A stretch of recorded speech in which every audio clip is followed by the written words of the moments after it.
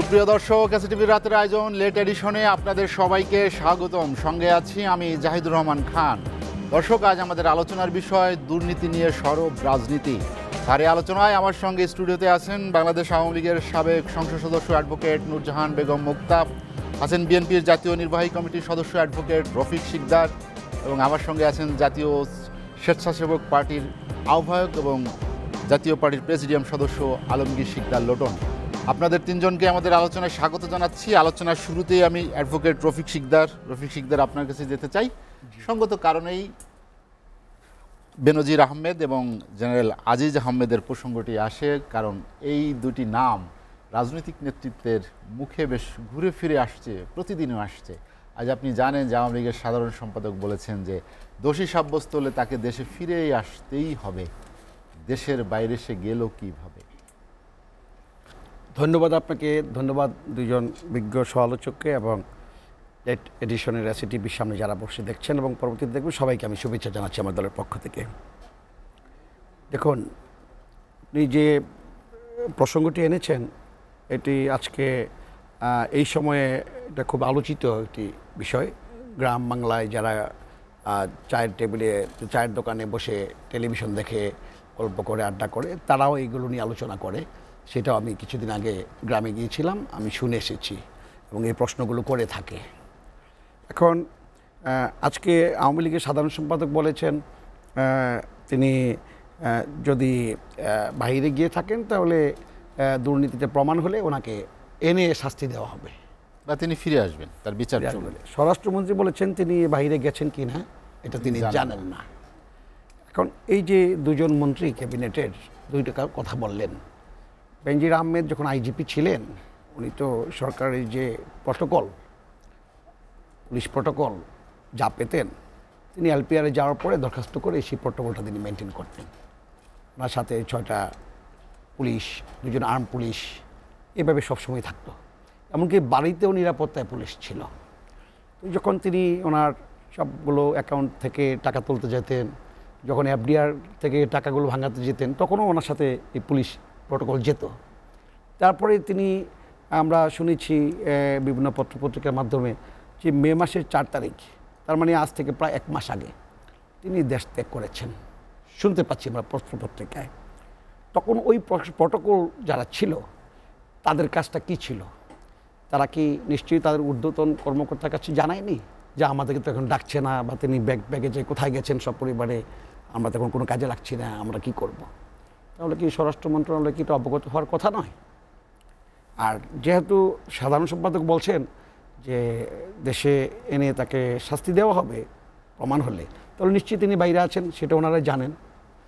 এবং কেউ কেউ বলছে যে ওনারা বিমানে তুলে দিয়ে আসছেন, সরকারের সহায়তায় তিনি বাইরে পালাতে সক্ষম হয়েছেন। আওয়ামী লীগের সরকার প্রধান বলছেন প্রায়ই যে দুর্নীতির বিরুদ্ধে জিরো টলারেন্স। আজকে আমরা দেখতে পাচ্ছি যে আমাদের সবচেয়ে সম্মানী মানুষ এই সময়ে, এবং আমাদের বাংলাদেশের নয় শুধু উপমহাদেশের গৌরব ডক্টর ইউনূস, ওনাকে লোহার খাঁচার সামনে দাঁড়িয়ে ঘন্টার পর ঘন্টা কথা বলতে হচ্ছে। এবং শুনেছি যে 25 কোটি টাকার নাকি শ্রমিকদের বেতনের ব্যাপার আছে, আরও কী আছে। মাননীয় আদালত সম্পর্কে বলতে চাই না, মাননীয় আদালত তার বলেছেন যে অভিশপ্ত জীবনের শীর্ষবিন্দুতে, এবং তিনি বলেছেন যে অভিশপ্ত জীবনের কার বদদোয়া, কার কোনো কষ্ট ওনার গায়ে লেগেছে তিনি জানেন না, না হয় কেন এই অবস্থা হবে। সেখানে আজকে হাজার হাজার কোটি টাকা লুটপাট হচ্ছে, হাজার হাজার কোটি টাকা আজকে আত্মসাৎ হচ্ছে, দুর্নীতি হচ্ছে, ছাত্রলোক যুবলীগ এমপি মন্ত্রীদের ইয়াতে পাওয়া যাচ্ছে, সেখানে তারা কিন্তু পার পেয়ে যাচ্ছে। সেই জন্য আমি বলবো যে এটি আমাদের বাংলাদেশের মানুষের জন্য, 18 কোটি মানুষের জন্য, পুলিশ প্রশাসনের জন্য, সর্বোপরি সকল গণতান্ত্রিক রাজনৈতিক দলগুলোর জন্য অত্যন্ত লজ্জাজনক যে কারা তাকে অনুমোদন দিল এই দুর্নীতি করার। একদিনই কি আইজিপি বেনজির দুর্নীতি করেছে? তিনি র্যাবের প্রধান ছিলেন, পুলিশ কমিশনার ছিলেন, তারপর আইজিপি হয়েছেন। এরপরে আপনি আনলেন সেনাপ্রধানের ব্যাপারে। আজিজ সাহেবের কথাই বলছেন আপনি নিশ্চয়ই। তিনি যেদিন সেনাপ্রধান হন তখন আমি গণমাধ্যমগুলোতে, যে সামাজিক যে যোগাযোগ মাধ্যম, সেগুলোতে দেখেছি যে তিনি নাকি জোসেফ শীর্ষ সন্ত্রাসী তার বড় ভাই, পরিচয়টা ছিল এরকম। আজিজ সাহেবের নামটা তখন কেউ জানতো না এরকম করে, তার ভাইদের নাম যেভাবে জানতো। এবং তিনি সেনাপ্রধান হয়ে এবং একটা ফ্যামিলিতে 4 জন না 5 জন ভাই সবাই একদম পেশাজীবী কিলার এবং খুনি এবং সাজাপ্রাপ্ত আসামি দেশে বাইরে ছিল। তিনি তাদেরকে মওকুফ করিয়ে দিয়েছেন। সে কারণে 7071 আর্টিকেলে যা আছে বিশ্বের এই আপনার স্টেট ডিপার্টমেন্টের অর্ডিন্যান্সে, সেই আদলে জাতিসংঘ থেকে তাকে নিষেধাজ্ঞা, তার পরিবার সহ তাকে নিষেধাজ্ঞা দেওয়া হয়েছে তাদের আইনগত অনুযায়ী। এখন আমি বলতে চাই 7071C, এখন আমি বলতে চাই মার্কিন যুক্তরাষ্ট্র থেকে, এখন আমি বলতে চাই এই দায় কে নিবে? বাংলাদেশের সেনাবাহিনী একটা গর্বিত সেনাবাহিনী এবং আপনি ভালো করে জানেন 1993 সালে এই কঙ্গো মিশনে এবং শান্তি মিশনে যাওয়া, যদিও এটা 1948 সালে শুরু হয় এই মিশন, বাংলাদেশ থেকে 1993 সাল থেকে সেভাবে বেগম খালেদা জিয়া প্রথম হোসেন মোহাম্মদের সাথে 88 সালে অল্প হয়েছে, কুয়েতে হয়েছে, কিন্তু বেগম খালেদা জিয়ার সরকারের আমলে 1993 সালে এটার পরিণতি বিশাল আকারে যায়। কিন্তু আমার কথা হলো এই যে যাচ্ছে তাদের যে আমাদের সেনাবাহিনীর যে সুনাম অর্জন করেছে সেই সমস্ত দেশ শান্তি মিশনে গিয়ে, আজকে সেই সেনা প্রধানের যে ঘটনাগুলো হলো দুর্নীতির অভিযোগ নিয়ে এবং অর্থ আত্মসাৎ নানান এবং দেশের যে গণতন্ত্রে এগিয়ে যাওয়ার পথ, সেই পথগুলো যারা রুদ্ধ করলেন এবং বিশেষ করে 2018 সালে যে জাতীয় সংসদ নির্বাচন হলো, যে নির্বাচনটি 30 তারিখে হওয়ার কথা ছিল, ডিসেম্বর 29 তারিখে রাতে হয়ে গেছে। সেই নির্বাচন কমিশনাররাও বোধহয় মাইক্রোফোনের সামনে মিডিয়ার সামনে গিয়ে এইভাবে কথা বলেন নাই, যেটি সেনাপ্রধান আজিজ আহমেদ গিয়ে বলেছিলেন যে বাংলাদেশে এইরকম মানে সুষ্ঠু অবাধ নির্বাচন আর বাংলাদেশের ইতিহাসে হয় নাই। কথাগুলো তোমার বলার কথা ছিল না, নির্বাচন কমিশনার এই মিথ্যা কথা বলে নাই, তিনি যে কথাগুলো বলেছেন। তো সেই সেনাপ্রধান এই সরকারকে আবার ক্ষমতা আনার জন্য 18 সালে সমস্ত যা যা করে তাই করেছিলেন পুলিশের সাথে মিলে, সেই সেনাপ্রধান আজকে নিষেধাজ্ঞা খেয়েছেন। এটা লজ্জা, শুধু আওয়ামী লীগের লজ্জা হয় না, কিন্তু তারা লজ্জা পাবেও না, যে কিছুক্ষণ পরে কথা বলবে না আওয়ামী লীগের নেত্রী সাবেক সংসদ বলবে না, কিন্তু আমাদের জাতির লজ্জা হচ্ছে, আমাদের বিবেককে তাড়না করছে। আমরা আজকে হেঁট হয়ে যাচ্ছে আমাদের মাথা, 18 কোটি মানুষের লজ্জা হচ্ছে। দায় কিন্তু 18 কোটি মানুষকে নিতে বলে আবার তারা নিবে না, আওয়ামী লীগ নিবে না, আওয়ামী লীগ প্রধানমন্ত্রী নিবে না, সরকার নিবে না। এখন আওয়ামী লীগের সমর্থক তো আর 18 কোটি মানুষের বাইরে না, বাইরে না, কিন্তু এই যে দেখেন আগুন লাগলে, কোথাও আগুন লাগলে অ্যাক্সিডেন্ট করলো বলে যে প্রধানমন্ত্রীর নির্দেশ আমরা করেছি, তাহলে যে চুরি টুরি যা আত্মসাৎ করলো তার কার নির্দেশে করেছে? সেনাপ্রধান কার নির্দেশে কাজগুলো করেছে, অপকর্মগুলো স্যাংশন খেয়েছে, তাহলে প্রধানমন্ত্রীর দায় নিবে না? ভালো কাজগুলোর দায় প্রধানমন্ত্রী ভালো নেবে, ক্রেডিট নেবে। তো প্রধানমন্ত্রীর আদলে যে সমস্ত রাষ্ট্রীয় সংস্থাগুলো ছিল, যে রাষ্ট্রের যে মেইন অংশগুলো আছে, সেই অংশগুলো আজকে একেবারে নানা রকমের দুর্নীতিতে পর্যদস্ত হয়ে গেছে। এই দায় তো প্রধানমন্ত্রীকে নিতে হবে, সরকার প্রধানকে নিতে হবে, আওয়ামী লীগকে নিতে হবে। এবং আমি বলবো আরও নাকি এরকম নাকি আরও অনেকগুলো ঘটনা হচ্ছে। পুলিশের যে কী বলে সরকারি NSI-এর একজনের নাম আসছে, পুলিশের আরও ঊর্ধ্বতন কর্মকর্তাদের নাম আসতেছে এভাবে, যে তাদের দুর্নীতির, এবং ধীরে ধীরে আরও আসবে। আবার আজকে আরেকটা কথা শুনলাম, ইতিপূর্বেও বলেছেন আওয়ামী লীগের সাধারণ সম্পাদক, সাংবাদিকদের উপরে ওনাদের একটা চাপ, সাংবাদিকরা কেন বলে দেয় না যে কোথায় কোথায় দুর্নীতি হচ্ছে, কারা কারা সরকারের মন্ত্রী এমপিরা দুর্নীতি করছে, সাংবাদিকরা কেন করে না? কিন্তু আমার বক্তব্য, সাংবাদিকরা কি বেতনভুক্ত? আচ্ছা আপনি নিজেই বলেন না, সব বিষয় তো গণমাধ্যমে না। আমার বক্তব্যটা আমি এটা বলছি না, বলতে চাই দুর্নীতি ধরার জন্য, এগুলো ইয়ে করার জন্য তো সরকারের বিভিন্ন সংস্থা আছে ভাই, তারা বেতনভোগী, তারা লাভজনক, তাদের দায়িত্ব কোথায় কোথায় কী হচ্ছে এগুলো তুলে ধরা, সরকারকে জানানো, সরকার প্রধানকে জানানো, নোটিশ করা প্রতিদিন, প্লাস এগুলো তুলে ধরা। এখন সাংবাদিকরা তো সেইভাবে বেতনভোগী না, তারপরেও সাংবাদিকদেরকে দোষারোপ করছে যে তারা ইতিপূর্বে কেন বলে নাই। মাননীয় সংসদ সদস্যের লাশ মানে পাওয়া গেছে কিনা আমি জানি না, কেউ কেউ বলে টুকরো টুকরো হয়ে গেছে ভারতে, হ্যাঁ, উনি নাকি চোরাচালানির সাথে জড়িত ছিলেন, সেটাও সাংবাদিকরা কেন আগে বলে নাই। এখন ইন্টারপোলের তো 2008 সালে রেড অ্যালার্টের নাম আসছে তার, তাহলে আপনি কেন তাকে 14 সালে নমিনেশন দিলেন, তাকে কেন 18 সালে দিলেন, তাকে কেন 24 সালে দিলেন, 3বার তাকে কেন পার্লামেন্টে বানালেন? এখন ওনারা বলেন কি খুব জনপ্রিয় নেতা নাকি ছিল। আপনি কি নির্বাচন করেছেন? জনপ্রিয় দল হচ্ছে বিএনপির সাথে কি আপনারা নির্বাচন করে জিতেছেন? বিএনপির সাথে কি নির্বাচন করে একবারও আপনারা জিততে পেরেছেন? বেগম খালেদা জিয়ার সাথে 1991 সালে নির্বাচন করেছেন, জিততে পেরেছেন? 5টি আসনে বেগম খালেদা জিতেছিলেন, আপনার নেত্রী 3টায় নির্বাচন করে 2টায় হেরে গেছেন। আপনার তো হেরে যাওয়ার পার্টি, সুষ্ঠু আবার নির্বাচন হলে হেরে যায় আওয়ামী লীগ, সেই আওয়ামী লীগ কিভাবে মুখ দেখায়, কিভাবে বড় কথা বলে, সেটা আমার কাছে অবাক। জাহান বেগম মুক্তা, যেটি নিয়ে আমরা আলোচনা করেছিলাম, দুর্নীতি নিয়ে সরব রাজনীতি। আপনি জানেন যে বেনজির আহমেদ এবং জেনারেল আজিজ আহমেদ, তাদের নিয়ে এত আলোচনা হচ্ছে রাজনীতিতে, বিশেষ করে বিএনপি এবং বিরোধীরা আরও বেশি উচ্চকণ্ঠ। বেনজির আজিজ কাদের চক্ষুশূল? ধন্যবাদ আপনাকে। ওনাকে তো যথেষ্ট সময় দিলেন, 10 মিনিট আমি হিসাব করলাম, আমাকেও দয়া করে দিবেন, কারণ ওনার অভিযোগের অঙ্গুলি কিন্তু আমাদের দিকে। প্রথমে একটা কথা বলবো, আমি তো গ্রামের মেয়ে, গ্রাম দেশের একটা কথা আছে, চালুনি সুইকে বলে সুই তোর পিছনে ফুটো। অথচ যে চালুনি বললো, চালুনির পিছনে কিন্তু অসংখ্য ফুটো, সুইয়ের পিছনে থাকে মাত্র একটা। এখন বিএনপি নেতার এই যে বক্তব্য এখন দিল, এটা শুনে আমার সেটাই মনে হচ্ছে আর কি। বাংলাদেশে প্রথম, বাংলাদেশের ইতিহাসে বিগত 16 বছর পূর্বে প্রথম যে রাজনৈতিক নেতা আমেরিকা থেকে স্যাংশন খেয়েছে সে হলো তারেক জিয়া। তারেক জিয়া যখন 11-11 সময় যখন মুসলেকা যে বিদেশে গেল, তখন সে প্রথম যেতে চেয়েছিল আমেরিকাতে, আমেরিকা তাকে ঢুকতে দেয়নি, ফলশ্রুতিতে সে গিয়েছে ইউকেতে। এইটা হলো গিয়ে আসল কথা। এবং তখন 1/11-এর সময় বাংলাদেশে যারা রাষ্ট্রদূত ছিলেন, মার্কিন রাষ্ট্রদূত হ্যারিকে টমাস থেকে শুরু করে গীতা পাসি, ওনারা তারেক জিয়া, এটা উইকিলিক্সের ফাঁস করা তথ্যে পাওয়া গিয়েছে, তারেক জিয়া সম্পর্কে লিখেছেন যে বেগম খালেদা জিয়ার ছেলে তারেক জিয়া অত্যন্ত লোভী, নিষ্ঠুর, দুর্নীতিপরায়ণ এবং অশিক্ষিত, বা অল্প শিক্ষিত টাইপের একজন লোক, তার কাছে কখনো দেশের নিরাপদ না, অতএব তাকে যেন নিষেধাজ্ঞা দেওয়া হয় এই ব্যাপারে কিন্তু স্টেট ডিপার্টমেন্টে চিঠি লিখেছিলেন। এটা হলো একদম অথেন্টিক কথা, আমার কাছে আছে তথ্য। এই হলো সেই নেতাদের যার রাজনীতি তারা যারা করেন, তাদের মুখে যখন এত কথা শুনি, তখন তো মনে হয় যেন চিমটিকেটি দেখি আমি কি আসলে ঘুমে আছি, স্বপ্নে দেখছি নাকি বাস্তবে আছি, আমাকে সেটাই করতে হচ্ছে। এখন আমি বলি, দেখুন আজকে যে কথাটা উঠেছে, ওনারা বলে যে সেনাপ্রধান বা পুলিশ সাবেক আইজিপি যেই হোক, প্রত্যেকেই তো মানুষ।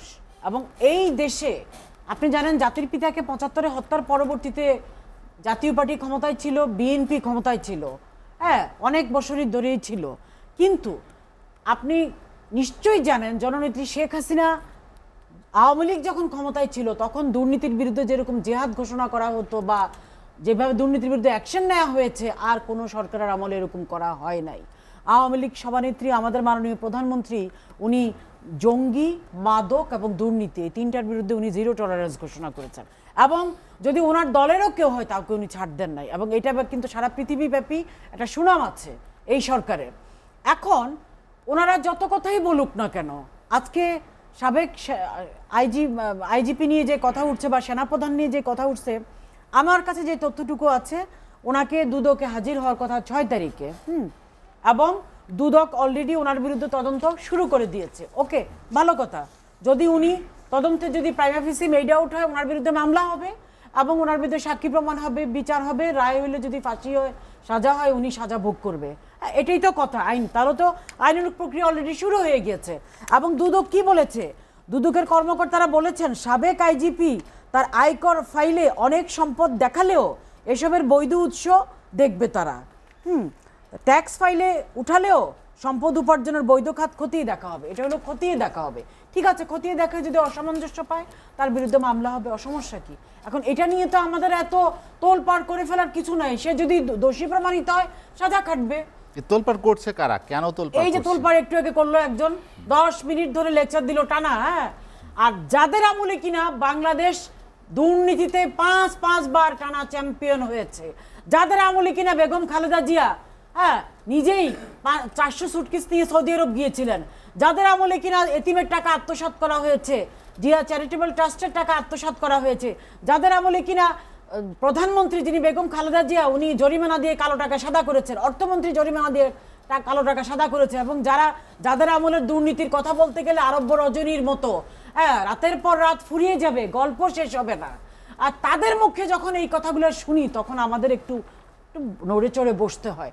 আজকে আপনি হয়তো বলবেন যে হ্যাঁ ঠিক আছে, তুমি তারা খারাপ করেছে বলে তো আমরা খারাপ করব না, অবশ্যই তুমি অধম বলিয়া আমি উত্তম হইব না কেন। এবং সেই নীতিতে বিশ্বাসী আমরা। জননেত্রী শেখ হাসিনা আমাদের দলীয় সভাপতি এবং মাননীয় প্রধানমন্ত্রী জননেত্রী শেখ হাসিনা উনি সতর্ক আছেন, এবং দলের বা প্রশাসনের বা যে কোনো ব্যক্তি যদি দুর্নীতির মুখোমুখি হয়, সেটা দুর্নীতি দমন কমিশন স্বাধীন, বিচার ব্যবস্থা স্বাধীন, বিচার হবে, বিচারের রায় আনতে যদি দেখা যায় সাজাপ্রাপ্ত হয় সাজা হবে, অসুবিধা কি? এটা নিয়ে আমাদের কোনো কাউকে আমরা বাঁচাতে যাব না। হ্যাঁ, তবে এটা ঠিক, আজকে যদি সাবেক আইজিপির একটা কথার কথা আমি 1 সেকেন্ডের জন্য সত্য বলে দিই, সাবেক আইজিপি এবং সাবেক সেনাপ্রধান দুজনেই কিন্তু অত্যন্ত চৌকস এবং দক্ষ শাসক ছিলেন, এবং ভালো ওনারা দেখিয়েছেন, দক্ষতা দেখিয়েছেন। কিন্তু এখন ওনাদের বিরুদ্ধে যে প্রচার চলছে বা যে কথাটা হচ্ছে বা তদন্ত হচ্ছে, এইটা যদি ওনারা যদি বিচারান্তে প্রমাণিত হয় তাহলে তো ওনারা অপরাধী হবেন। কিন্তু আমি মনে করি যে সরকার বা পুলিশ প্রশাসন বা তারা কিন্তু প্রশ্নের সম্মুখীন হবে না। কারণ আমি যদি এক সেকেন্ডের জন্য ধরে নিই, এখানে সরকার তো কাউকে বলেনি তুমি দুর্নীতি করো, এখানে পুলিশ প্রশাসন তো বলেনি যে আপনি দুর্নীতি করেন। অতএব যার যার পার্সোনাল লায়াবিলিটি, এখানে ব্যক্তির দায়, এটা কোনো সংগঠনের দায় না, কোনো অ্যাসোসিয়েশনের দায় না, সরকারেরও দায় না। যার দায়, যার বিরুদ্ধে অভিযোগ উত্থাপিত হয়েছে প্রমাণিত হলে সে সাজা খাটবে।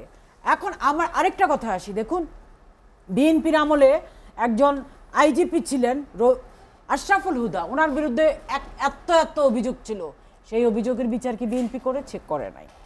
ওনাদের আমলে রফিকুল ইসলাম ছিল, চট্টগ্রামে শেখ হাসিনা, জননেত্রী শেখ হাসিনার প্রাণনাশের সাথে জড়িত, তারও কোনো বিচার বিএনপি করে নাই।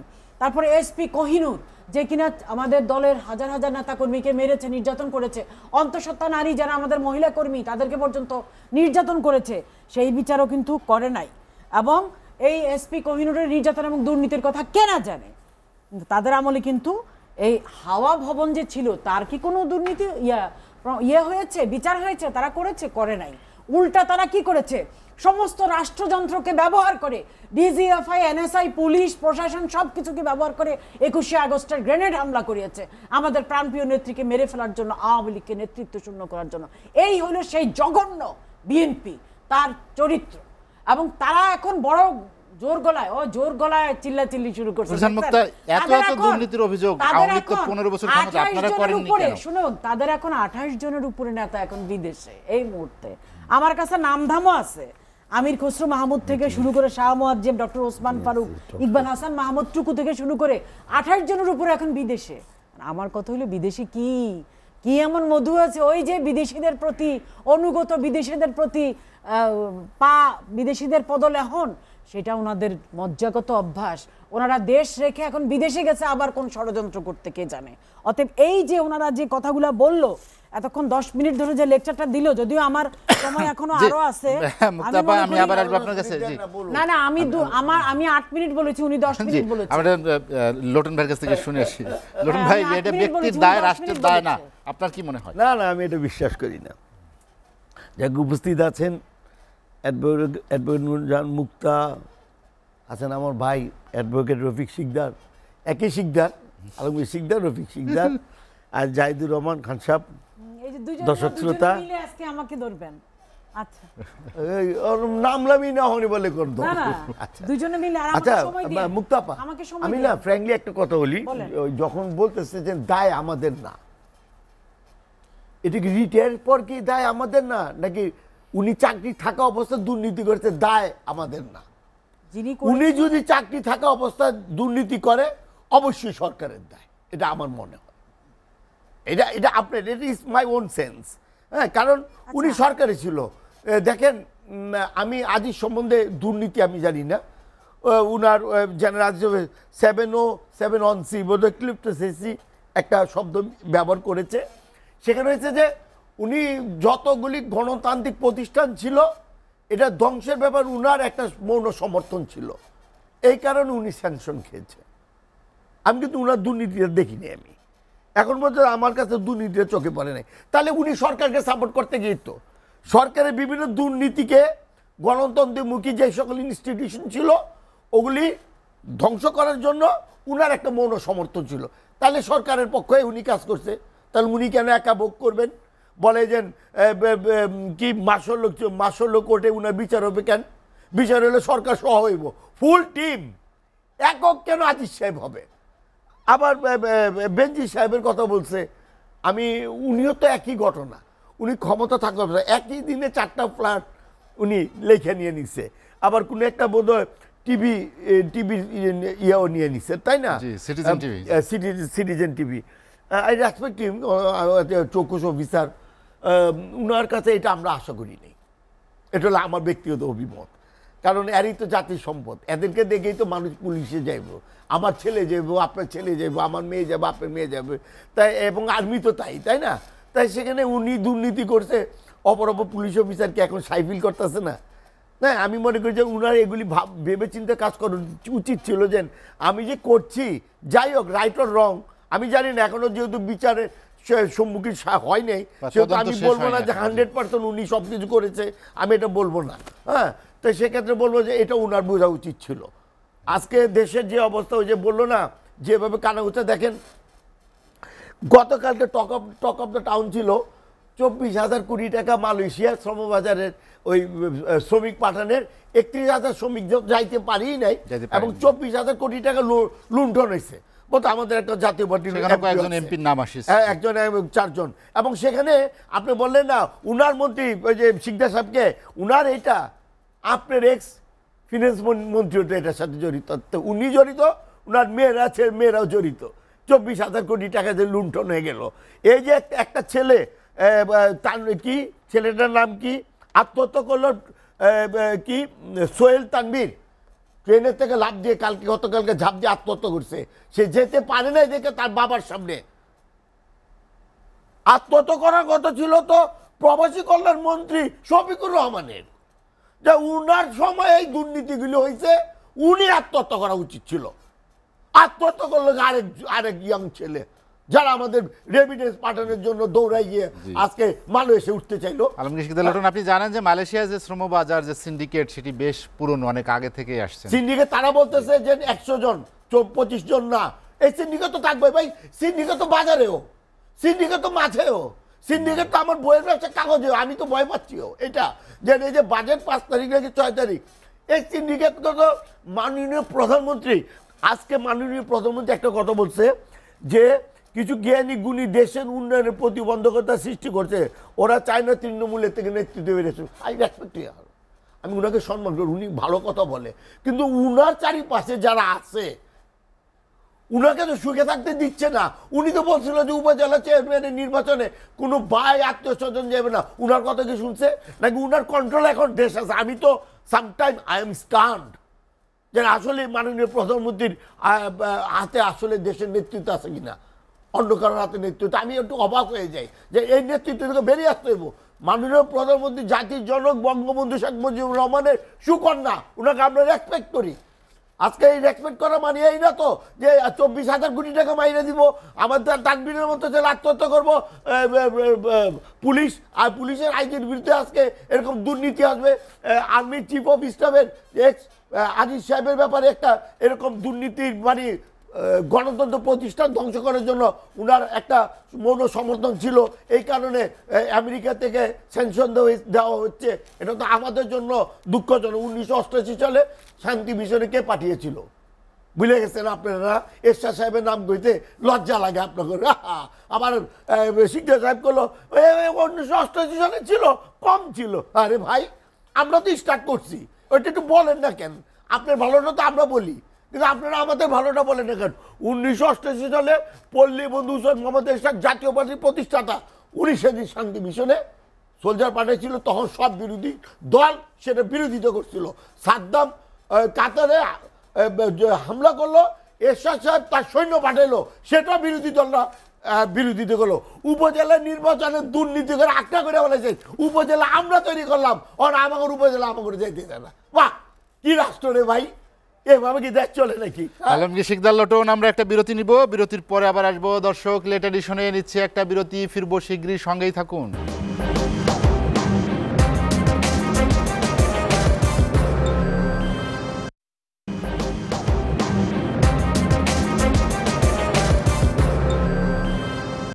দেখছেন এসটিভি রাতের আয়োজন লেট এডিশন। বিরতির পর আমরা আবারও ফিরছি আলোচনায়। অ্যাডভোকেট রফিক শিকদার, যেটি আলমগীর শিকদার লোটন বলছিলেন যে সবখানে সিন্ডিকেট, বাজারের কথাও তিনি বলেছেন। আপনি জানেন যে আজ সিপিডি একটি অনুষ্ঠানে একটি পর্যবেক্ষণ দিয়েছে যে খাদ্যপণ্য, নিত্যপণ্য এখন বিলাসী দ্রব্যে পরিণত হচ্ছে, যেভাবে আয়ের তুলনায় দ্রব্যমূল্য বাড়ছে। আয়ের তুলনায় ব্যয় বেড়েছে এবং নিম্ন এবং মধ্যবিত্ত মানুষের জন্য এটা বড় কষ্টের, যে তারা যে আয় করছে তার চেয়ে খাবারের ক্ষেত্রে প্রতিদিনের অনেক দাম বেশি লাগছে।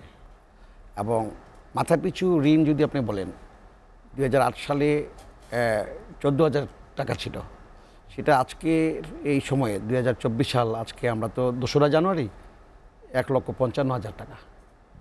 যে শিশুটি আজকে জন্ম নেবে সেও 1,55,000 টাকা ঋণ নিয়ে ঋণগ্রস্ত হয়ে গেছে বাংলাদেশ, এবং ঋণের মধ্যে আছে। একটা সংকট, অর্থনৈতিক সংকটে সরকার বাংলাদেশে এবং সরকার দাঁড়িয়ে আছে। রাষ্ট্রটি আজকে নানানভাবে একটা সংকটে পড়ে গেছে। সরকার যে সংকটে পড়েছে সেটা সরকার বুঝেও না বুঝার ভান করছে, কিন্তু জনগণ কিন্তু বুঝতেছে। আমরা বারবার বলেছি দেশটা আমাদের, রাষ্ট্রটা জনগণের, কিন্তু আওয়ামী লীগ সেদিকে কর্ণপাত করছে না। তারা শুধুই মাত্র ক্ষমতায় টিকে থাকার জন্য এবং ক্ষমতায় আবারও আসার জন্য যেন তেনভাবে নির্বাচন করা থেকে নিয়ে করে নির্বাচন ব্যবস্থাকে ভেঙে চুরমার করে তারা ক্ষমতায় টিকে একেবারেই শুধু ক্ষমতা এবং অর্থ আত্মসাৎ, তাদের একটাই, দুটোর লোভ। একটা হলো ক্ষমতা থাকা আর একটা হলো অর্থনৈতিক অর্থ আত্মসাতের জন্য, এবং যাদেরকে নিয়ে অর্থ আত্মসাৎ করা যাবে সেই সমস্ত লোকগুলোকে এবার আবার পার্লামেন্টে আরও বেশি করে এনেছে। আওয়ামী লীগে রাজনীতিবিদ আছে, তাদেরকে এবার আনে নাই পার্লামেন্টে, এটা বিভিন্ন আপনি ইশতেহারে দেখেছেন।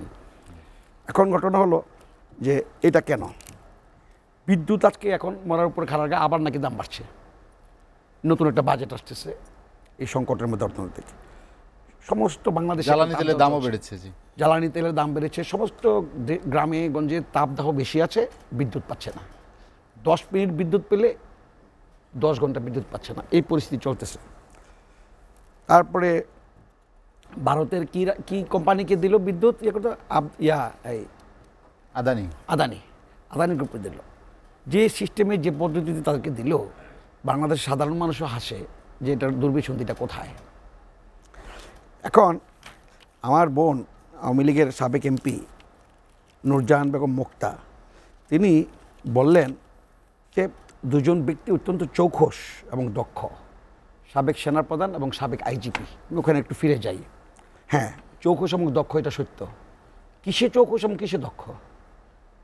সেনাবাহিনীর আজকে যদি ভাবমূর্তি বাড়াতো, দেশপ্রেমিক সেনাবাহিনী হিসেবে যদি তার নিজেকে যদি অবস্থান রাখতে পারত, ধরে নিতাম।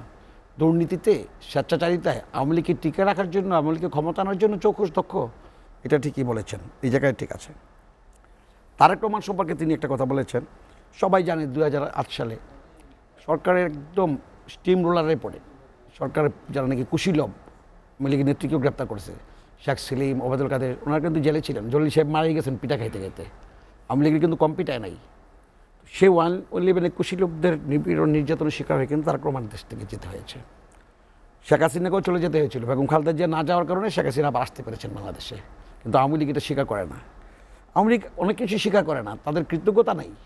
এবং আজকে তাদের কৃতজ্ঞতা নেই বলেই আমি ভবিষ্যতে চিন্তা করতে চাই যে আজকে আওয়ামী লীগের যারা নাকি পুষ্যর মতো আওয়ামী লীগের পক্ষে কাজ করছে অন্ধভাবে, প্রশাসনের লোকেরা, পুলিশ প্রশাসন বা বিভিন্ন সংস্থা, তারা আমি চিন্তা করছি যে এইগুলো দেখে তারা শিক্ষা নেবে কিনা, এই লেসন নেবে কিনা, যে আওয়ামী লীগ তো পাশে থাকবে না। যখনই তারা বিপদে পড়বে ছিটকে আওয়ামী লীগ বলে যে আমরা দায় আমাদের নাই, সেটাই হবে। হয়তোবা বেনজির সাহেবকে পার করে দিয়েছে, কিন্তু রক্ষা তো করতে পারে নাই, পারবেও না। কারণ পাপ কিন্তু বাপকে ছাড়ে না। আজকে এতিমের টাকা তো 2 কোটি টাকা, 8 কোটি টাকা আছে, ব্যাংকই আছে, মারলোকে হাজার কোটি টাকা লুটপাট করলেন, আপনাদের বিচার হয় না। আপনারা 8 কোটি 2 কোটি টাকা নিয়ে ব্যস্ত আছেন, সেই 2 কোটি টাকাও এখন ব্যাংকই আছে। বেগম খালেদা জিয়া গণতন্ত্রের এবং ভোটের লড়াইয়ে আজকেও কারামুক্ত নন। তিনি, আমি বলবো যে ইতিহাসের খাতায় এবং এই রাজনৈতিক অধ্যায়ে বাংলাদেশের একজন স্বর্ণাক্ষরে উজ্জ্বল নক্ষত্র হিসেবে বেগম খালেদা জিয়ার নাম থাকবে। ভোটের অধিকারে তিনি সবচেয়ে বেশি সংগ্রাম করছেন এই বয়সেও।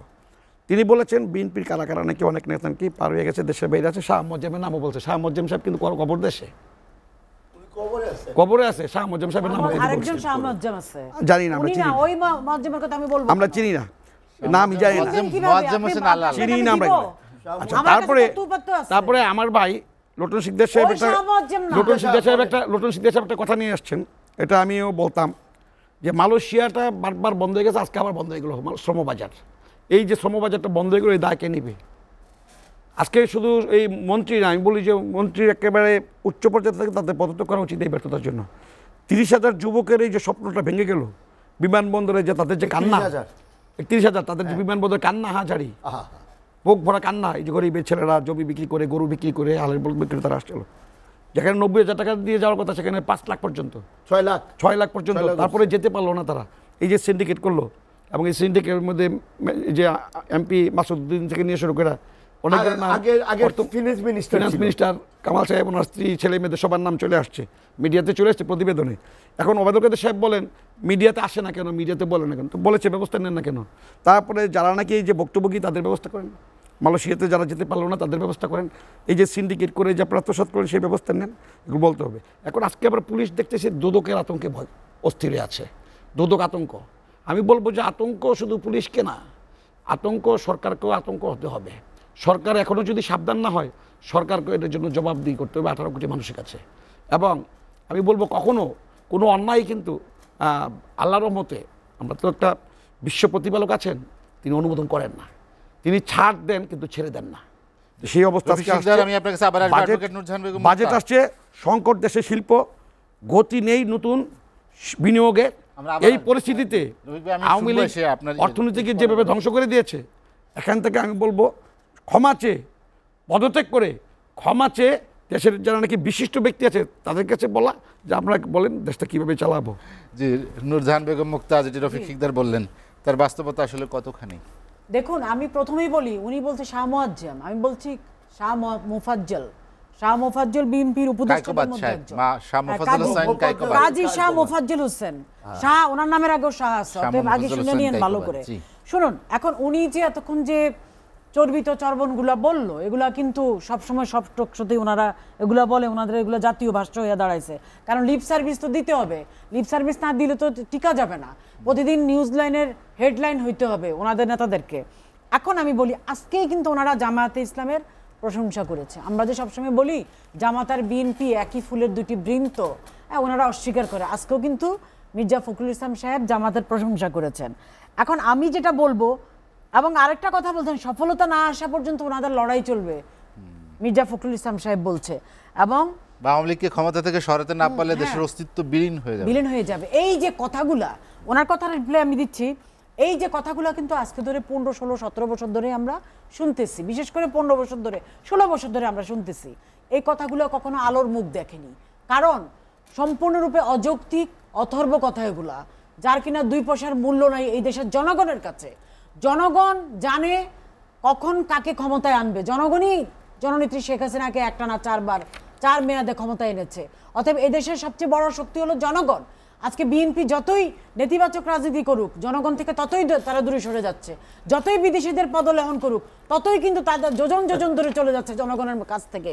এবং তারা আন্দোলনের নামে যে সহিংস রাজনীতি করেছে, তার কারণে তো জনগণের মধ্যে তাদের সম্পর্কে একটা ভীতিশ্রদ্ধ ভাব চলে আসছে, যার কারণে বিএনপি কোনো নির্বাচনেও অংশ নিতে সাহস পায় না। কারণ জানে যে জনগণের কাছে ভোট চাইতে গেলে ভোট পাবে না, জনগণকে যেভাবে পুড়িয়ে মেরেছে তারা। এখন কিছু পেলেই বলে যে দ্রব্যমূল্যের ঊর্ধ্বগতি। ঠিক আছে, দ্রব্যমূল্যের ঊর্ধ্বগতি কি শুধু বাংলাদেশে? জ্বালানি তেল কি শুধু বাংলাদেশে বেড়েছে? আমরা কি সারা পৃথিবীতে আমরা কি চোখ বন্ধ করে থাকি? উট পাখির মতো কি আমরা মাথা নিচু করে থাকি? আমাদের চোখ কান খোলা আছে, আমরা সব দেখি। সারা পৃথিবীতে একটা অস্থির পরিবেশ চলতেছে। আপনি ইউকে বলেন, আমেরিকা বলেন, কানাডা বলেন, পার্শ্ববর্তী দেশ ভারত বলেন, পাকিস্তান বলেন, সমস্ত পৃথিবীতে একটা মন্দাভাব চলতেছে। সেই আমাদের যে করোনা পরবর্তী এবং রাশিয়া ইউক্রেন যুদ্ধ, এখন আবার চলতেছে ইসরায়েল এবং ফিলিস্তিনের মধ্যে। অতএব এই যেগুলো চলতেছে, এগুলো তো আমরা অস্বীকার করতে পারবো না। ওনারা তো দিবা স্বপ্ন দেখতেছে, ওনারা রঙিন চশমা নিয়ে সবকিছু দেখতেছে, ওনাদের মধ্যে সেই বিবেচনা বোধ নাই। তারপরেও এই অর্থনীতির এই পরিস্থিতিতে আমাদের মাননীয় প্রধানমন্ত্রী, আমাদের সরকার চেষ্টা করছে এবং যত রকমভাবে টাস্ক ফোর্স গঠন করা যায় তা করেছে মন্ত্রীদের সমন্বয়ে। যেমন আমাদের যিনি বাণিজ্য প্রতিমন্ত্রী, আজকে যেটা সর্বশেষ তথ্য উনি বলেছেন, টিসিবির পণ্যের জন্য স্থায়ী দোকান করা হবে, নতুন অর্থ বছর থেকে তা কার্যকর হবে। এবং আরেকটি পদক্ষেপ নেওয়া হয়েছে, সেটা হলো আগামী এই যে সামনে যে অর্থ বছর জুলাই থেকে 1 তারিখ থেকে টিসিবির কি একটি বাফার স্টক তৈরি করা হবে, হ্যাঁ, যেন কেউ দাম না বাড়াইতে পারে। স্থায়ী দোকান করা হবে, এতে করে 10,000 নতুন নেটওয়ার্ক সৃষ্টি করা হবে। অতএব ওনারা সরকারের বিরুদ্ধে বলেন, ঠিক আছে, সমালোচনা করবেন গঠনমূলক, কিন্তু যে পদক্ষেপগুলো নেওয়া হচ্ছে সেগুলো ওনাদের চোখে পড়ে না, সেগুলো পড়বেও না। এখন আমার যে কথা হলো, দেখুন, বেগম খালেদা জিয়া এতিমের টাকা আত্মসাৎ করছে, 1 কোটি করুক, 2 কোটি করুক, 3 কোটি করুক, আত্মসাৎ করছে, এটাই প্রমাণিত হয়েছে। এবং উনি একজন আইনজীবী, দেশের আদালতে এটা প্রমাণিত। ওনাদের নেত্রীর পক্ষে বাঘা আইনজীবী ছিল, কেউ খালেদা জিয়াকে নির্দোষ প্রমাণ করতে পারে নাই। তার মানে আসলেই বেগম খালেদা জিয়া এতিমের অর্থ আত্মসাৎ করেছেন, জিয়া চ্যারিটেবল ট্রাস্টের অর্থ আত্মসাৎ করেছেন। এবং ওনাদের যে নেতা, যাকে এখন ওনারা বলেন তারেক রহমান, সেই তারেক রহমানও তো তাই বিদেশে থেকে কিভাবে এত বিলাসী জীবনযাপন করছে? অসুস্থতার জন্য মুসলেকা দিয়ে বিদেশে গিয়েছেন রাজনীতি করবেন না বলে। এমন নেতার অধীনে ওনারা রাজনীতি করে। Shame, a big shame on you. আপনাদের প্রতি লজ্জা। কারণ যেই লোকটা কিনা রাজনীতি তার কর্মীদেরকে দেশে রেখে চলে দীর্ঘদিন যাবৎ সে বিদেশে আছে, তার মাকে পর্যন্ত দেখতে আসে না। হ্যাঁ, কেমন মেরুদণ্ড হলো তুমি? আর কেমন রাজনীতিবিদ? রাজনীতিবিদদের জন্য তো জেল জুলুম, হুলিয়া, গ্রেফতার, এগুলা ডাল ভাত। আমরা বঙ্গবন্ধুর কথা জানি না? বঙ্গবন্ধু পৃথিবীর যত আরো বড় বড় রাষ্ট্রনেতা বঙ্গবন্ধুর মতো প্রত্যেকেই তো জুলুম, জেল, অনেক কিছু সহ্য করেছেন। আর উনি কেমন রাজনৈতিক নেতা? ওনাদের তারেক জিয়া, উনি বিদেশে চিকিৎসার নাম করে গিয়ে পালিয়ে রয়েছেন, আর ওনার এখানে নেতাদেরকে ওই উস্কানি দিচ্ছেন, অবরোধ, হরতাল, অসহযোগের, যেখানে কিনা সাধারণ আন্দোলনের পরিবেশন নাই। অতএব ওনাদের রাজনীতি মিথ্যা, আন্দোলন মিথ্যা, ওনাদের যা কিছু আছে সবই মিথ্যার উপর ওনাদের পর্যবসিত। এবং শুধুমাত্র এই কথাটা বলি, এই পর্বে শেষ করবো যে দেখুন না, ওনাকে বলি আমি, আমাদের যে শিকদার সাহেব, যে শিকদার সাহেব, রফিক শিকদার সাহেব, না রফিক শিকদার সাহেব, আপনারা ইতিবাচক রাজনীতি করেন এবং ইতিবাচক চিন্তা করেন। আলমগীর শিকদার লোটন, যেদিন আমরা আলোচনা করছিলাম দুর্নীতি নিয়ে, রাজনীতিতে যে সরব আলোচনা দুর্নীতি নিয়ে, তার আসলে ফল কি দাঁড়াবে? আপনার কি মনে হয় যে বাংলাদেশ? শোনেন, রাশেদ খান মেনন আজকে বোধহয় সংবাদ সম্মেলনে একটা কথা বলছিল যে দুদক আসলে বিচারটা করবে কিনা। রাশেদ খান মেনন সন্দিহান, কারণ আমরা কিন্তু দুদুকে আরো কয়েকবার দেখেছি যে অনেক সংসদ সদস্য, অনেক নেতা, হ্যাঁ, এরা দুদুকে গিয়েছে। আমরা জানি দৃশ্যপট, তারা লুট করেছে, চুরি করেছে, ডাকাতি করেছে, এইসব টাকা জনগণের টাকা। তারা এই টাকা নিয়ে কোটি কোটি হয়েছে, একদিনের টাকা না। আমরা যাকে দেখছি ঠিক মতো জুতা পরে নাই, হ্যাঁ, পাঁচারু জিপ দিয়ে ঘুরে।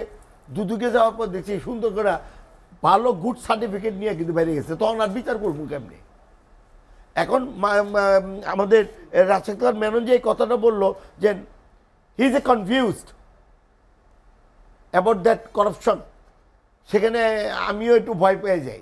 কারণ যখন ওবায়দুল কাদের, আমি সম্মানের সাথেই বলবো, উনি যখন বলে যে আমরা তাকে বিদেশ থেকে প্রয়োজন বলে নিয়ে আসবো, হ্যাঁ, নিয়ে আসবো, উনি গেলই বা কীভাবে?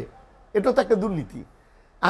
আমি আমি আমি নিজে ঠিক মতো ক্রস করতে পারিনি এয়ারপোর্ট, আমার দইরা ইমিগ্রেশন জিজ্ঞাসা করে একবার আমাকে প্লেনের থেকে নামাই দিচ্ছে পর্যন্ত।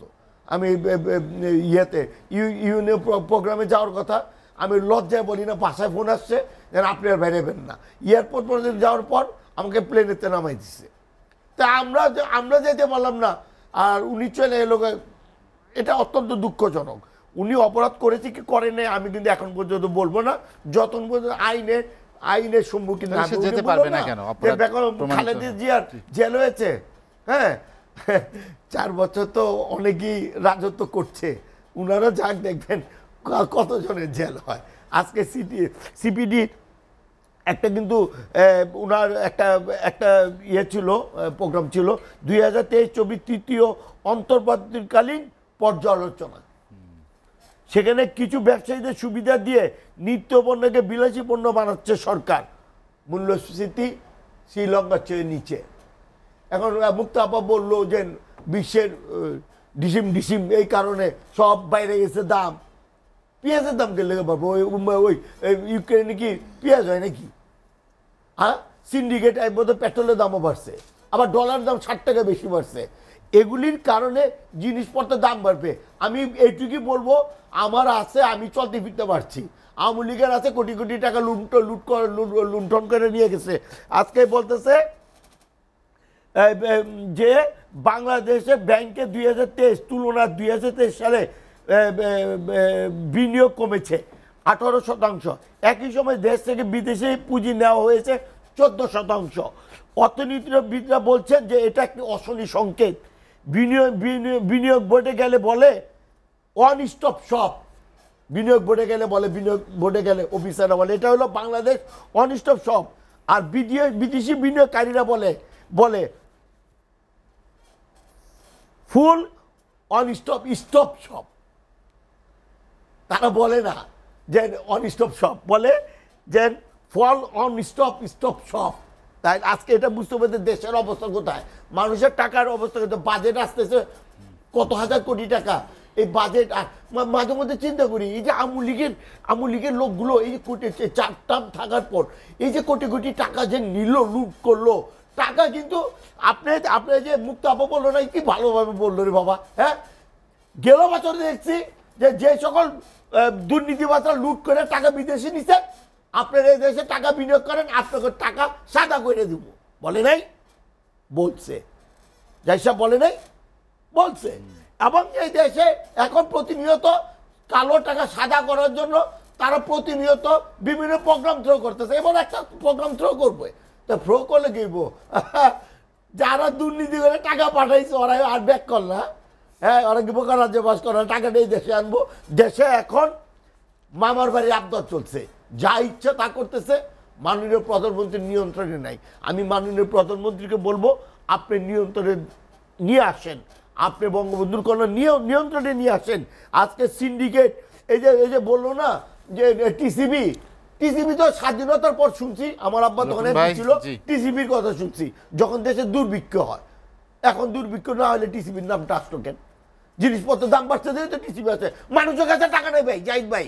আমরা আমরা শুটেড বুটেড করে চলতেছি, বাপ দাদার আছে বা নিজের ব্যবসা বাণিজ্য করে চলতেছি। দেশের এটা তো আর অংশ না, এটা তো 2 and 3%, বাকি 90% লোক না খেয়ে রয়েছে, কথা বলতে পারে না, প্রতিবাদ করতে পারে না, প্রতিবাদের ভাষা বন্ধ হয়েছে। এটা থেকে বেরিয়ে আসতে হবে যেভাবে হোক। আজকে ভাই বন্ধ করে দিবেন তো। আজকে টিআইবি নির্বাচন ব্যবস্থায় উনি গিয়েছিল এবং উনি বলছে, সিএসি বলছে যে বিরোধী দলের সাথে যে বৈরী সম্পর্ক, এটা একটা নিরসন দরকার। টিআইবি গিয়েছিল, তাই এগুলি একটা শেষ হওয়া উচিত, নাহলে কিন্তু আমরা আর একটা বিরতি নিব, বিরতির পরে আবার আসবো। দর্শক, লেট এডিশনে নিচ্ছি আর একটা বিরতি, ফিরবো শীঘ্রই, সঙ্গেই থাকুন।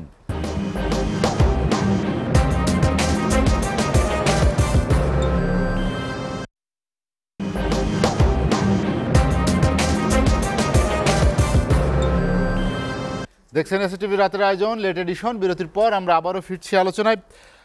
অ্যাডভোকেট রফিক শিকদার, যেটি আলমগীর শিকদার লোটন বললেন যে আজ তিনি একটি কথা উল্লেখ করেছেন নির্বাচন কমিশনের সঙ্গে টিআইবির একটি বৈঠকের কথা। সেখানে বলেছেন যে রাজনৈতিক সমঝোতা না হলে আসলে ভালো নির্বাচন সম্ভব নয়।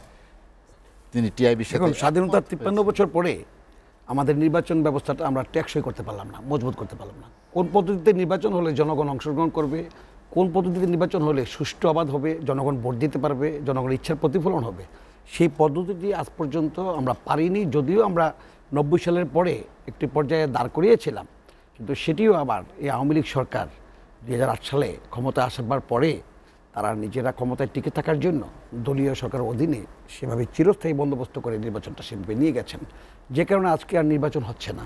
এমনকি ছোট ছোট দলেও কিন্তু অনেক মেধাবী নেতৃত্ব আছে, জনগণের কাছে তারা যায়, কিন্তু ওই সমস্ত ছোট ছোট দলগুলোর আজকে কোনো অবস্থান নেই।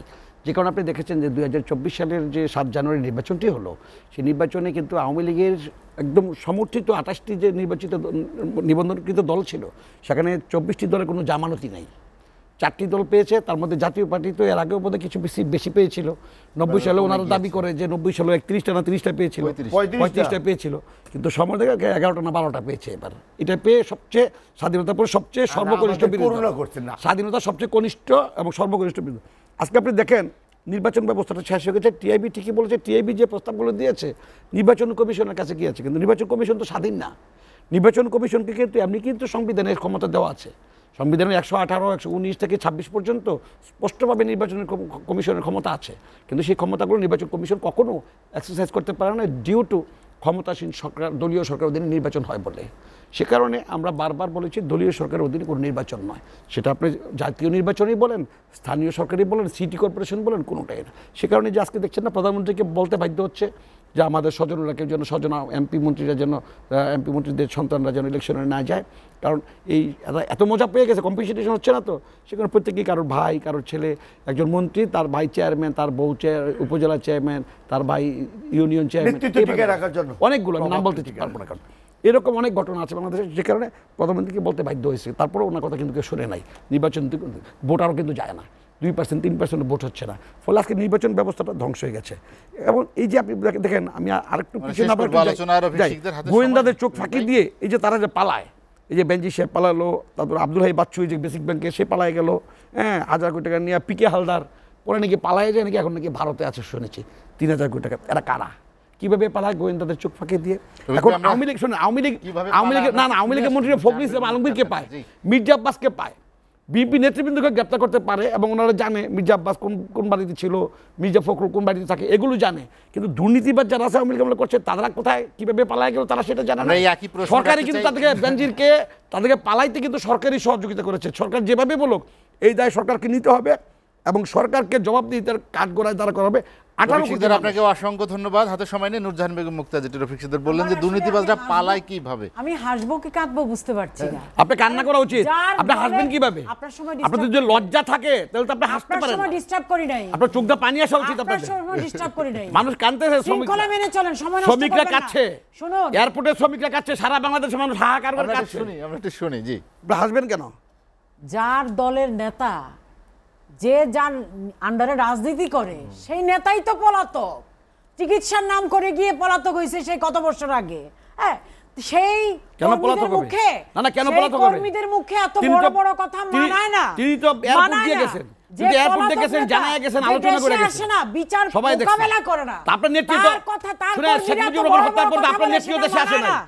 আপনার নেত্রী সেটা 6 বছর মানায় দেশে না। আসে নাই, বাবা হ্যাঁ, বাবা আমার- পরিবার আমাদের- হত্যার পরেও। অথচ আমাদের মাননীয় প্রধানমন্ত্রী জননেত্রী শেখ হাসিনা আর জাতির পিতাকে হত্যা করার পরে দেশে আসতে চেয়েছিল জিয়াউর রহমান। জিয়াউর অনেক রহমান বাধা- এনেছে। 6 অনেক বছর বাধা পরে জিয়াউর রহমান দিয়েছে, এনেছে। অনেক বাধা দিয়েছে, তারপরে বহির্বিশ্বের চাপে জিয়াউর রহমান বাধ্য এনেছে। হয়েছে দিতে। হ্যাঁ, এখন আমার কথা 81 হলো, সালে 17 মে ওই যে জিয়াউর বলি, রহমান আনছে। নিজেদের কোনো খবর নাই, নিজের নেতার কোনো খবর নাই, আবার অন্য নেতা নিয়ে সমালোচনা করে। এটাই হলো বিএনপির চরিত্র। আর নির্বাচনী ব্যবস্থার যে সংস্কার, বাংলাদেশ আওয়ামী লীগ যতবার ক্ষমতায় ছিল নির্বাচনী ব্যবস্থা সংস্কার করেছে, কম বেশি করেছে। হ্যাঁ, এইবার যে নির্বাচন কমিশনটা গঠিত হয়েছে এটা কিন্তু আইনের মাধ্যমে হয়েছে। এই এবং এটা বিএনপির দাবি ছিল, আওয়ামী লীগ সেটা মেনে নিয়েছে, এই সরকার মেনে নিয়েছে, সেটা করা হয়েছে। হ্যাঁ, তারপরে আরেকটি কথা হলো, উনি বর্তমান যে সিইসি উনি এটা প্রস্তাব দিয়েছেন যে সংসদ নির্বাচন 5টি ধাপে করা উচিত এবং এটা করলে পরে সুষ্ঠু হবে, সেটা নিয়ে আলোচনা চলতেছে। নির্বাচন কমিশন চাচ্ছে এটাকে আরো কিভাবে আরো বেটার করা যায়। আর ওনাদের আমলে তো আজিজ রৌফ আর কি জানি মার্কা একটা ছিল, আজিজ রৌফ আর সাদেক মার্কা নির্বাচন কমিশন হলে ওনারা খুশি। আমাদের এটা আমলে কোনো বাংলাদেশের নির্বাচন হয় জনগণ না। দেখেছে। আমাদের আমলে হ্যাঁ। বিএনপির অধীনে কোনো নির্বাচন হয় না। হ্যাঁ, এবং আমরা দেখেছি ওই 77 সালের ভোট দেখেছি, হানা ভোট দেখেছি, রাষ্ট্রপতি নির্বাচনের ভোট দেখেছি, 110% ভোট হয়েছে, তাই না? এগুলো বাংলাদেশের জনগণ জানে, ছোট বাচ্চারাও জানে। অতএব এগুলা বলে কোনো লাভ নাই। এখন আমার কথা হলো যে মুক্তাপা আলোচনা শেষ না করতে না, চাই। আমি বলি, ওনারা মালয়েশিয়ার কথা বলতে 17,000 কর্মী মালয়েশিয়া যেতে পারবে না, সেটা নিয়ে 6 সদস্য বিশিষ্ট একটা তদন্ত কমিটি গঠন করা হয়েছে। 31,000 আপা। হ্যাঁ, 31,000 যাই হোক, আলোচনা চলছে। 17,000 কমে কর্মী না। মালয়েশিয়া যেতে পারবেননি, এর কারণ খুঁজতে কমিটি 16,000 সামথিং, আমি চ্যালেঞ্জ দিয়ে বললাম 17,000 না আপা, ঠিক আছে, 16,000 আপনি something। কিন্তু হ্যাঁ, প্লেনটা হ্যাঁ, দিতে পারে এবং নাই। 6 প্লেনটা দিলে সদস্য যাইতে বিশিষ্ট, পারতো একটা। এটার জন্য 6 সদস্য বিশিষ্ট না, প্লেনের কমিটি ভাড়া গঠন দিছে করা তো। হয়েছে। এবং 6 লক্ষ এই তো, সরকারের 30,000 আমলে- টাকার ভাড়া, এই সরকারের 1,30,000 1,50,000 টাকা নিয়ে গেছে। বা কোনো অসংলগ্নতা দেখা যায়, টিকিট পায় নাই তো, সরকার টিকিট কিন্তু পায় নাই। সেটা তা এই avoid দুর্নীতিটা করে না, ধরতে বলেন না এড়িয়ে যায় মাননীয় না। প্রধানমন্ত্রীকে। এড়িয়ে যায় না, টিকিট পায় নাই। এড়িয়ে যায় না, সরকার সেজন্য তদন্ত কমিটি গঠন করেছে। অতএব আমরা বিএনপির হ্যাঁ, মতো এমন না যে আমরা কমিটি আলোর এড়িয়ে মুখ যাই। পাইবো আপা। না, আলোর মুখ পাবে না কেন? মুক্তাপা, আপনাকে এটা অসংখ্য জাতীয় ধন্যবাদ। পার্টির আমলা, অ্যাডভোকেট বিএনপির নূরজাহান আমলা। বেগম দেন ভাই, দেন, মুক্তা, আমি শেষ একটু করতে বলতে চাই। পদত্যাগ করা উচিত। সিকদার লটন। ভাই আমি তো আলোর মুখ আজিম পেয়েছে। সাহেবের কথা বলতে চাই। না, ওনারা আজিম গুম, সাহেব খুন, হত্যা, উনি- নিপীড়ন, উনি- নির্যাতন উনি- করে ডিস্টার্ব করে। বা ওনারা মেরে ঘুমায় ফেলছে। কিভাবে? আপনার ভবিষ্যতে আল্লাহ দেখবেন। তাকে ঘুম করে ব্যস্ত শেষ করে দিয়েছে। করে ভবিষ্যতে কি বলবো, দেখবেন, তার আপনি বলার সময় আমি মেয়ের যদি কান্না disturb দেখলে না নিজের কাছে কষ্ট লাগে। আপনি আজকে আমাকে কিন্তু disturb করছেন, খেয়াল রেখেন। এক লয়ারের একটা সাক্ষাৎকারে দেখলাম, বলতেছিল বিচারটা এই দেশে করতে পারবে, বাংলাদেশে বিচারটা হবে। তখন আমার মনে বললো যে পিকে হাওলাদার তো 3,000 কোটি টাকা নিয়ে ইন্ডিয়ায় ভাগছে, তাহলে বিচারটা কি আমাদের দেশ হইতে পারে না? পিকে হাওলাদার ইন্ডিয়া বিচার এলে আমাদের লাভ কি? টাকা তো ইন্ডিয়ান গভর্নমেন্ট নিয়ে যাবে, টাকাটা আমাদের দেশে পিকে হাওলাদার বিচারক। যদি আজিম সাহেবের বিচার, আজিম সাহেব আল্লাহ মারা গেছে, কি আমি তো মনে করি যে মারাই গেছে, যেভাবে 80 টুকরো করছে বলতেছে, যাক আল্লাহ তাকে ব্যস্ত নসিব করুক। অত্যন্ত দুঃখজনক ঘটনা হলো, লাশ পাওয়া গেছে? ওই যে টুকটা বডি পাওয়া গেছে, এখনো আনেনি মাছ। তারপর আমি বলবো যাই হোক, একটা ঘটনা তো ঘটেছে, যদি বিচারটা আমরা বাংলাদেশে করে, তা পিকে হাওলাদারের বিচারটা যেন আমাদের বাংলাদেশে করে।